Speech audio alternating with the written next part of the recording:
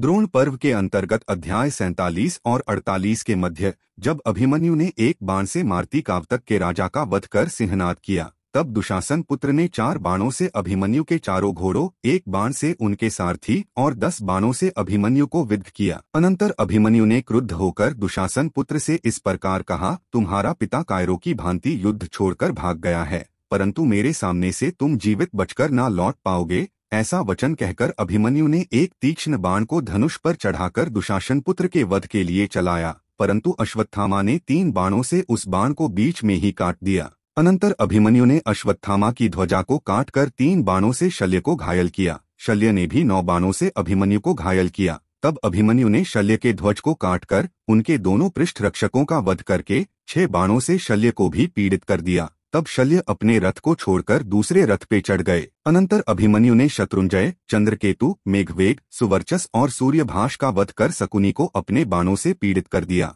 शकुनी 3 बाणों से अभिमन्यु को विद्ध कर दुर्योधन से बोले, हम सभी को मिलकर शीघ्र ही इसका वध करना चाहिए, नहीं तो ये हम सभी का नाश कर डालेगा। तब सूर्यपुत्र कर्ण भी द्रोणाचार्य से बोले, ये हम सब लोगों का वध करे, इससे पहले ही आप इसके वध का उपाय बताइए। तब द्रोणाचार्य उन सब महारथियों से बोले, अभिमन्यु आज अपने पिता के समान पूरी रणभूमि में घूम रहा है। यह इतनी शीघ्रता के साथ बाण को छोड़ता है कि केवल इसका धनुष ही दिखाई देता है। यह अभिमन्यु अपने बाणों से मेरे प्राणों को पीड़ित और मोहित कर रहा है। युद्ध भूमि में यह गांडीवधारी अर्जुन से किसी भांति युद्ध करने में कम नहीं दिखाई दे रहा। अनंतर कर्ण फिर द्रोणाचार्य से बोले, मैं अभिमन्यु के बाणों से अत्यंत पीड़ित हो चुका हूँ, लेकिन युद्ध करते रहना क्षत्रिय धर्म है, इसलिए अभी तक रुका हुआ हूँ, नहीं तो मैं युद्ध छोड़ के भाग गया होता। यह अभिमन्यु अपने घोर बाणों से मेरे हृदय को पीड़ित कर रहे हैं। तब द्रोणाचार्य ने मुस्कुराकर कर्ण से कहा, इसके धनुष और प्रत्यंचा को शीघ्र ही काटकर घोड़ों और दोनों रक्षकों को मारा जा सकता है।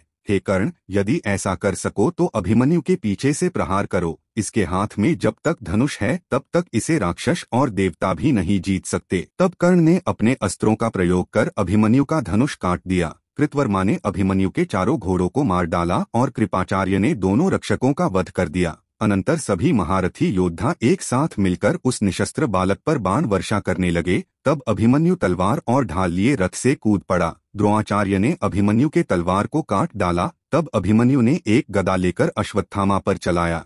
उस गदा को देख अश्वत्थामा 3 पग पीछे हट गए। अभिमन्यु ने उस गदा से अश्वत्थामा के घोड़ों और रक्षकों का वध कर दिया। अनंतर अभिमन्यु ने कालकेय का वध कर उनके 77 अन्य योद्धाओं का भी वध कर दिया। फिर उसी गदा से 10 रथियों को मारकर 7 रथों और 10 हाथियों को भी मार डाला। फिर अभिमन्यु ने दुशासन पुत्र के रथ को घोड़ों सहित नष्ट कर दिया। तब दुशासन पुत्र अत्यंत क्रुद्ध हो गदा लेकर अभिमन्यु की ओर दौड़ा। वे दोनों योद्धा गदा के अग्रभाग से चोट खाकर पृथ्वी पर गिर पड़े। अनंतर दुशासन पुत्र उठकर खड़े हुए और अभिमन्यु अभी उठ ही रहे थे। उसी समय में दुशासन पुत्र ने अभिमन्यु के सिर में गदा से प्रहार किया। उस गदा की चोट से अभिमन्यु प्राण रहित होकर पृथ्वी पर गिर पड़े। इस प्रकार अनेक योद्धाओं ने एक साथ मिलकर अभिमन्यु को मार डाला।